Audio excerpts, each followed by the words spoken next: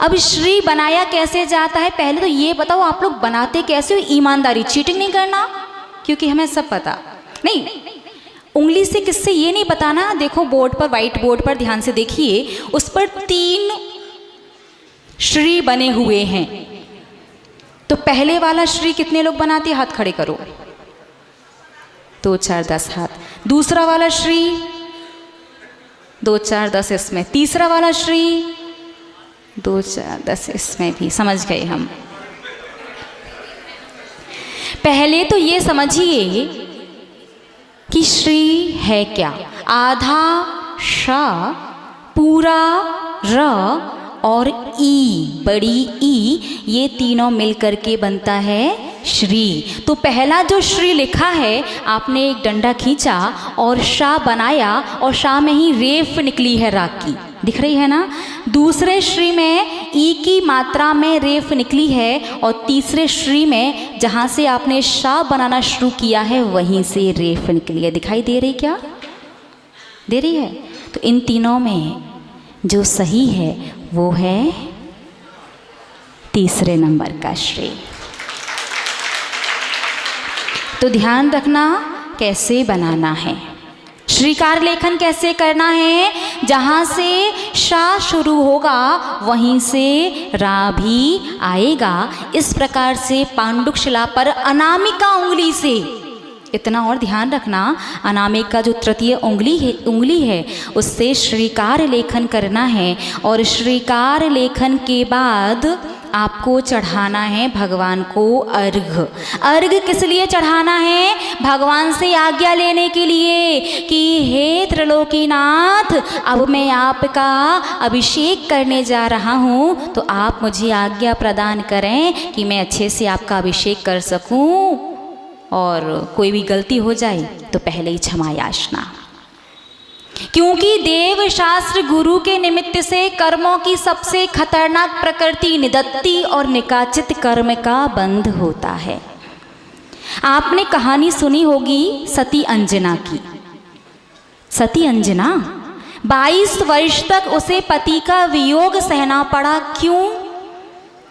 क्योंकि अंजना की पर्याय से पहले जब वो एक राजा की पटरानी थी, तो राजा की बहुत सारी रानियां होती हैं, तो राजा अपनी दूसरी रानी पर ज़्यादा स्नेह करता था, तो अंजना के जीव को ईर्ष्या हो गई। ईर्ष्या समझते ना, जलन होती भी और दिखती भी नहीं है। हमारे पूज्य गुरुमा एक बहुत अच्छी बात कहती हैं कि ईर्ष्या कमर के दर्द जैसी होती है।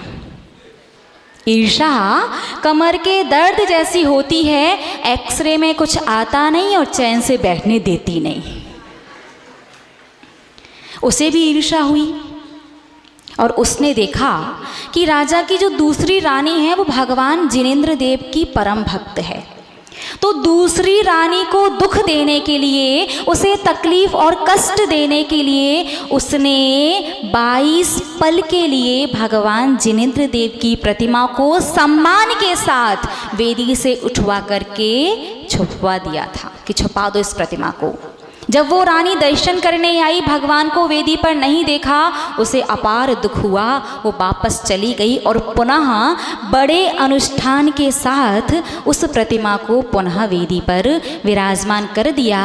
एक आर्यिका माता जी ने उसे संबोधन दिया और संबोधन के बाद उसने प्रायश्चित में आर्यिका दीक्षा भी ली। लेकिन भले ही उसका उद्देश्य रानी को दुख देने का था, भले ही उसने भगवान की पूर्ण विनय के साथ प्रतिमा उठवाई और पूर्ण विनय के साथ विराजमान करवा दी, लेकिन निमित्त किसे बनाया? भगवान की प्रतिमा को, जिनेंद्र देव को निमित्त बनाया। तो कर्म बधा निधत्ति निकाचित, एक ऐसा कर्म की एक ऐसी प्रकृति कि आप प्रायश्चित में दीक्षा भी क्यों ना ले लें, लेकिन फल तो भोगना ही पड़ता है। और वो कर्म, जब वो सती अंजना बनी तो 22 वर्ष तक पति का वियोग रहा। 22 पल का कर्म 22 वर्ष तक निकला और उसके बाद उसके शील पर दोष लगाया गया। निर्दोष होने के बाद भी। इसलिए हमारे आचार्य भगवंत कहते हैं कि हे संसारी प्राणी, मंदिर के बाहर तू कुछ भी करना, किसी से तेरी बुराई हो जाए तो डंडा लेके भी लड़ लेना, उतना फर्क नहीं पड़ता, लेकिन मंदिर के अंदर लड़ाई झगड़ा नहीं करना, क्योंकि अन्य क्षेत्रे कृतं पापम धर्म क्षेत्रे विनश्यति, और धर्म क्षेत्रे कृतं पापम वज्रलेपो भविष्यति। मंदिर के बाहर जो भी आप पाप कर्म करते हो, मंदिर में आकर के वो धुल जाता है, और मंदिर में जो पाप कर्म का अर्जन करते हो वो वज्रलेप की तरह भविष्य में आपके साथ जाता है, और फल दे करके ही वो आपको छोड़ता है। तो कभी लड़ने का मन करे डंडों से लड़ लेना, लेकिन मंदिर के बाहर, मंदिर के अंदर लड़ाई करोगे तो कौन सा कर्म? निदत्ति और निकाचित। तो सबसे पहले भगवान को पांडुशिला पर विराजमान करने से पहले एक अर्घ समर्पित करना, भगवान से आज्ञा लेने रूप। उसके बाद श्री जी की प्रतिमा को उठा करके ला करके पांडुशिला पर विराजमान करना। अब होता ये है कि कुछ मंदिरों में पांडुशिला पर विराजमान ना करके सीधे वेदी पर ही जो प्रतिमा है, जैसे आपके बाहुबली मंदिर में है ना, पांडुशिला नहीं लगाई जाती ना, हाँ, तो सीधे बाहुबली भगवान का ही अभिषेक होता है। तो क्या आप वहाँ पर श्रीकार लेखन करते हैं? नहीं करते। एक बात बताइए आप, भगवान का अभिषेक कहाँ होता है? पांडुशिला पर। पांडुशिला कब कहलाएगी? जब उस पर श्रीकार लेखन नहीं होगा। एक बात बताओ, आप नहाने के लिए बाथरूम में जाते हो कि बिस्तर पर बैठे बैठे नहा लेते हो? बोलिए ना। बिस्तर पर बैठे बैठे तो नहीं नहाते ना। तो भगवान के बैठने की वो गद्दी है, वेदी जो है वो भगवान के परमानेंट आपने बैठने का स्थान बना दिया, और जब तक उस पर श्रीकार लेखन नहीं करोगे वो अभिषेक की पीठ नहीं कहलाएगी, और बिना श्रीकार लेखन करोगे तो अभिषेक की क्रिया आधी अधूरी ही रहेगी। तो दोनों चरणों के बीच में स्थान होता है। चंदन का स्पर्श वो श्री जी के चरणों को नहीं होगा। बहुत से लोग विकल्प करते हैं कि भगवान जिस आसन पर खड़े हैं वहाँ श्रीकार लेखन करेंगे तो चंदन का स्पर्श वगैरह जो भी है, बहुत पर्याप्त स्थान होता है। छोटा सा श्री बना लो, किसने का इतना बड़ा ही बनाना है। छोटा सा श्रीकार लेखन भी किया जा सकता है। तो ध्यान रखिए, जिस मंदिर में जिस वेदी के सामने पांडुशिला लगती है वहाँ तो आपको पांडुशिला पर श्रीकार लेखन करना है, और जिस वेदी के सामने पांडुशिला नहीं लगाई जाती, सीधे वेदी पर कमलासन के ऊपर जो भगवान विराजमान है उनका अभिषेक होता है, तो वहाँ पर आपको श्रीकार लेखन करना ही पड़ेगा। नहीं तो आधी अधूरी क्रिया तो ठीक है, साथ ही साथ में दोष भी लगेगा। तो आपको क्या करना है? पहले अर्घ चढ़ा करके श्री जी के चरणों का स्पर्श करना है। अर्घ चढ़ाने के बाद पहले श्री जी को लेकर के नहीं आना, अपने हाथों को क्रॉस नहीं करना, क्योंकि भगवान पद्मासन लगा करके बैठे हैं। सीधे अपने दोनों हाथों की बीच की 2 उंगलियों से भगवान के अंगूठे का स्पर्श करके अपने यहाँ आज्ञा चक्र पर लगाइए। फिर एक गीले कपड़े से अपने हाथों को पोंछ करके श्री जी की प्रतिमा को सम्मान के साथ उठाइए और मस्तक पर लेकर के आकर के पांडुशिला पर विराजमान कर दीजिए।